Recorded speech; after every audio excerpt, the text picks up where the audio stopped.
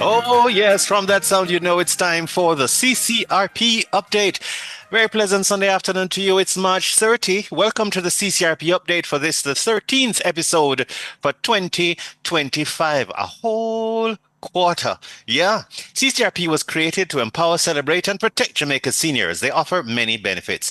Visit our website at ccrponline.org. CCRP update is brought to you by J&GI Silver Shield, the best choice for auto and property insurance, exclusively for CCRP members. Contact Gallagher Insurance Brokers or J&GI for best value and a boatload of benefits.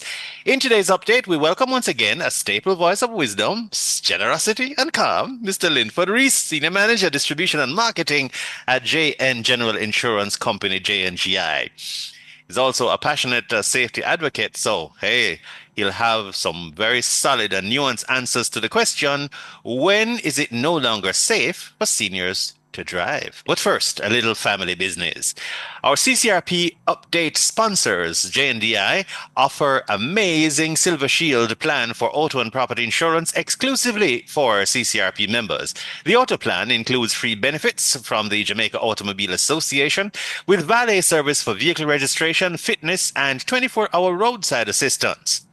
CCRP members, if you have not yet renewed your membership, we urge you to do so now. All those who have paid their CCRP membership dues for 2025 will be eligible to win a 4-day, 3-night stay for a family of 4 at the Little Bay Country Club in beautiful Negril, or a weekend for 2 at the fabulous S Hotel in Montego Bay, or dinner for 2 at Chives Restaurant in Kingston for up to $8,000. Don't miss out, pay your dues, and encourage your friends to sign up. You could be a winner. And yes, if you're 40, you're in. You're a potential member of the club and definitely a potential member of CCRP. 40 and over. Yes, 40. You're eligible to join CCRP. And when you join CCRP, you open up a world of exciting events and money-saving discounts for only an initial registration of $2,500. And your renewal, $2,000. It's a huge investment for a tiny sum. You'll have access to discounts of up to 30% from over 100 discount partners, and the list is growing. And CCRP also offers 2 high-value health insurance plans underwritten by Sagicor for our members. And guess what? April is Autism Awareness Month, and the next week's program will have a discussion on autism in adults with clinical psychologist Dr. Avril Daly, and she'll be representing the Jamaica Autism Support Association.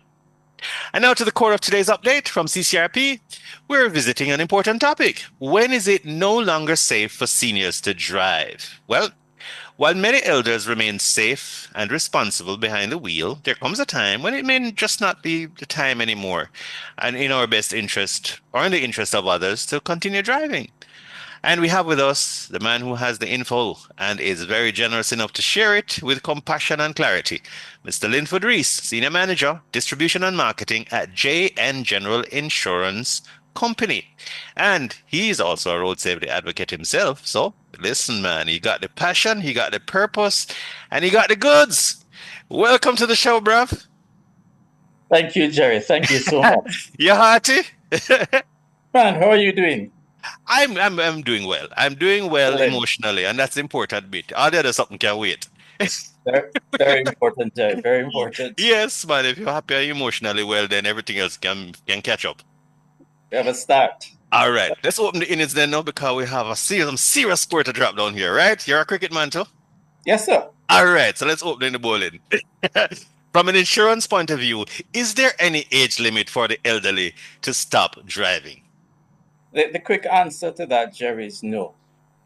There's no cutoff age when senior citizens should discontinue driving or getting auto insurance. The ability of insured drivers to correctly maneuver a vehicle is important to us as insurers, though. Persons 80 or older are required to do an annual medical exam to be eligible for auto insurance. Mm-hmm. This is to provide confirmation that they're still capable of operating a motor vehicle safely, thereby reducing their risk of causing a crash and putting others, road users, in danger while driving. and of course putting themselves at risk. So that's perfectly in order. It makes sense. So what are some of the biggest risks that elderly drivers face on the road, and how does this affect everybody else overall road safety? Because it's a community of drivers. It is. And, well, Jerry, elderly drivers face several risks on the roads due to age-related physical and cognitive changes. I mean, these risks can impact overall road safety in significant ways. And I'm going to highlight a couple of them. I mean, there's one, slow reaction time. Mm, Aging can slow reflexes, making it harder for elderly drivers to react quickly to sudden changes, such as a pedestrian crossing unexpectedly or a car stopping abruptly. Two, decline in vision and hearing. Reduced night vision and increased sensitivity to glare can make driving at night more hazardous for them. hmm Hearing loss can make it difficult to detect honking of horns that indicate danger. mm, Three, decreased cognitive function. Conditions such as dementia can affect judgment, for example, when they have to switch lanes. Four, reduced physical strength. Arthritis, I mean, where we're getting to that stage, Jerry. Muscle hmm weakness can make it harder to turn the steering wheels or press the pedals. hmm Five, increased medication use. Many elderly drivers take medication that can cause drowsiness, increasing the risk of crashes. mm, Now, higher sensitivity to serious injuries. This is hmm very important. Elderly individuals are more physically fragile. It therefore means that even minor crashes can lead to severe injury or fatality. Ah, that's very clear, crystal clear. And I don't think anybody could argue with that. Everybody's better off when we get to the point where we regard those risks and treat them accordingly. Quite a few risks highlighted though. At what point should a family member or caregivers now start to have that conversation with their elderly loved ones about whether it's time to hang up the keys or pass them on or just chill for a little? Because it's best had early and in love, right? Yes, I mean, this is a very sensitive area, Jerry. I mean, this Hence in conversation, love and hence carefully.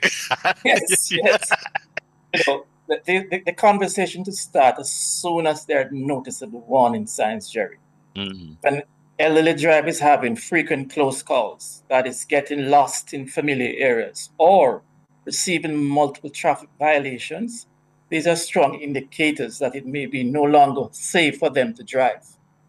Family members should always pay attention to feedback from doctors, high specialists, or even neighbors who may have observed unsafe driving behaviors. mm, Now, it's essential to approach the conversation with empathy and respect.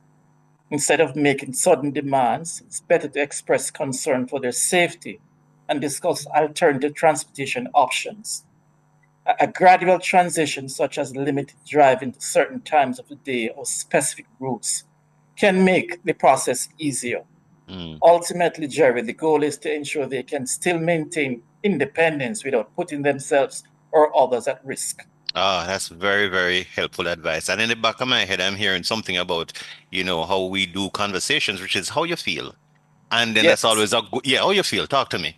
And then I guess there's no wall, no barrier, so you'll get some candid responses, and that's a good place to start, no? and the balance is important because you can't afford to just grab away their independence from them. It's a gradual process. Yeah. Do we still have this foolishness about once a man, twice a child? That's just Uh, so ridiculous. yes, it is. I hope we have stepped beyond that and just understand that there are phases of life and it's still an adult with all the Uh, rights and yeah, and thing. Yeah. and we all have to get there at some point in time. We For all. real, for real, for real. Absolutely.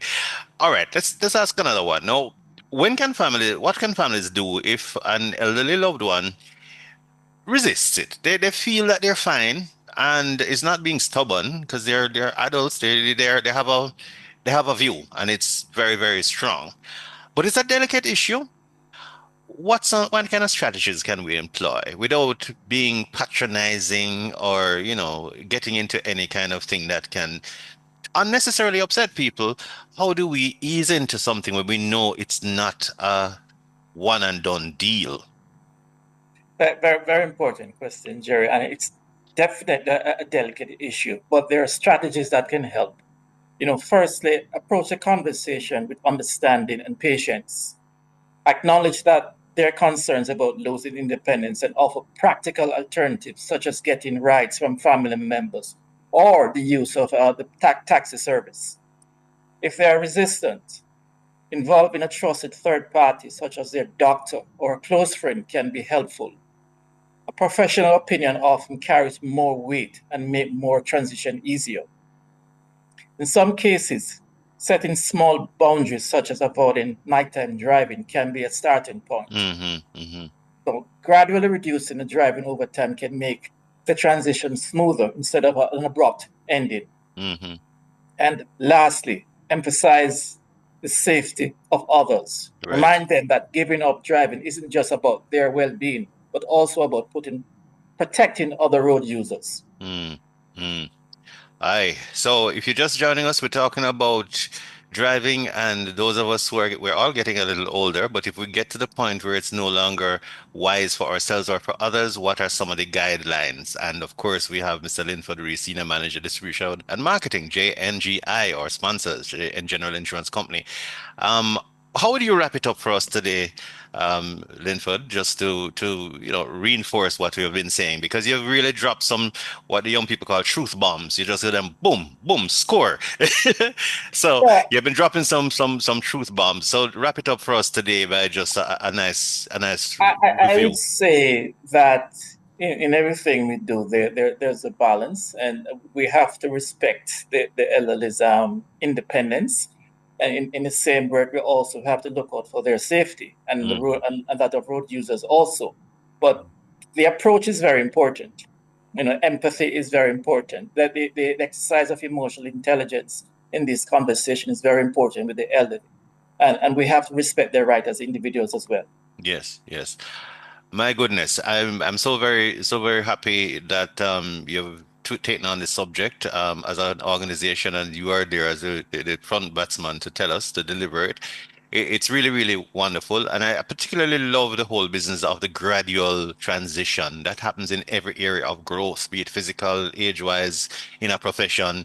It's almost like a mentoring, somebody sitting in with them for a while, and it's more gentle, it's more humane, and it's perhaps really much safer.